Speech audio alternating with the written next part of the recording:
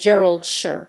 Gerald Shur, October 18, 1933 – August 25, 2020, was an American lawyer and the founder of the United States Federal Witness Protection Program.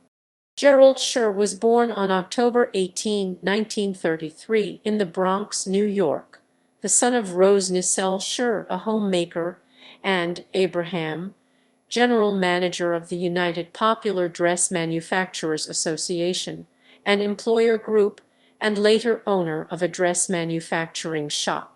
Shur was educated at DeWitt Clinton High School in the Bronx and earned a bachelor's degree in business administration at the University of Texas at Austin in 1955, followed by a law degree there in 1957. Shur died on August 25, 2020 at his home in Warminster, Pennsylvania, aged 86, from lung cancer. References